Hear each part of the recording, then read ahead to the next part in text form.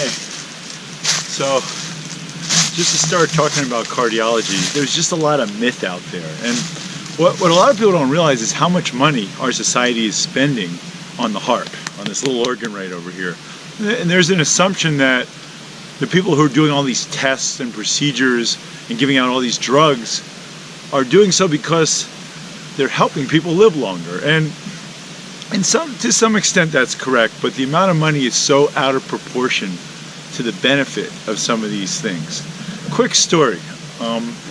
My wife and I and another group of friends of ours went on a cruise to the Galapagos to celebrate our kids leaving the house finally. And we were sitting at a table, and a man and his wife came up. He was a little older, and out of nowhere started telling us a story about how his life was saved. And he told the story, he credited his wife for this, because he went to the hospital with some chest pain. And they did some tests in the hospital and determined the chest pain was from his stomach. And his wife didn't believe that. So the wife took him to a cardiologist who did a test that showed he had a couple 75, 80% blockages in his heart.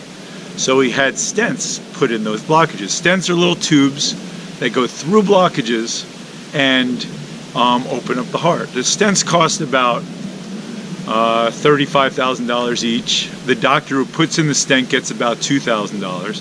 So this guy got 3 stents in.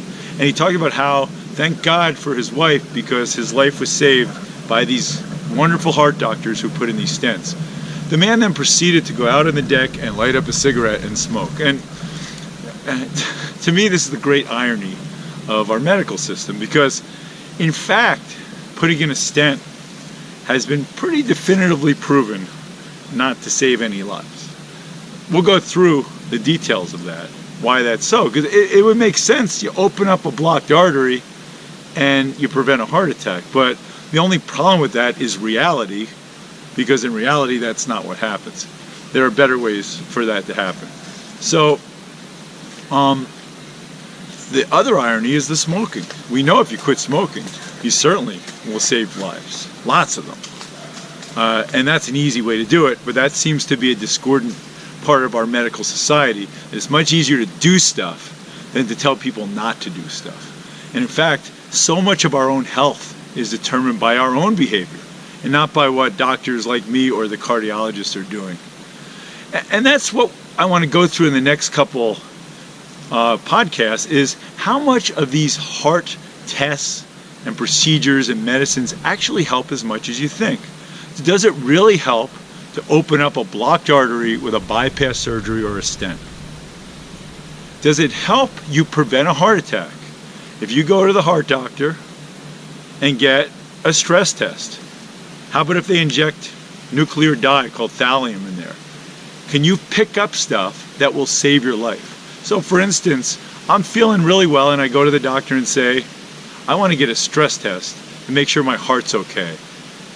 Will doing that test help prevent me from getting a heart attack or stroke? How about just going to your regular doctor and getting an EKG? Is that going to help you prevent getting a heart attack or stroke? Is that going to help you in any way? What about going to your doctor and getting your cholesterol measured? And if your cholesterol is too high, going on cholesterol medicine to fix it. How about that? How helpful is that? All that stuff we're talking about, those tests and procedures, cost society hundreds of billions of dollars. As we are all grappling with why our healthcare system is so expensive and why we can't insure people, these kind of questions have to be asked. How effective are these tests, procedures, and drugs in helping to save people's lives? And are they worth the money we're spending on them? And another way to put it is, we pay doctors, cardiologists and other doctors, a lot of money to do these things. A doctor who puts in a stent gets about $2,000. A doctor who talks to a patient about the risks and benefit of a stent and decides to help them quit smoking gets about $100. So we're paying doctors a lot more to do stuff than to talk to patients about risks and benefits and about potential other things they could do to make themselves more healthy.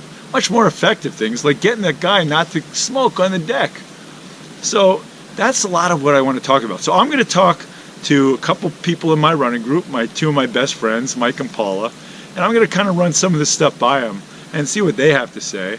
And we will show you some statistics and some ideas of how much of this cardiac, this heart stuff helps and hurts, so you can make your own decision about whether this is a route you want to pursue. Because I got to tell you, almost all of my patients who have had stents think their lives were saved. Almost all my patients who go for stress tests every year thinks their lives are being saved. The reality is a little more hazy, like with everything else in medicine. Okay.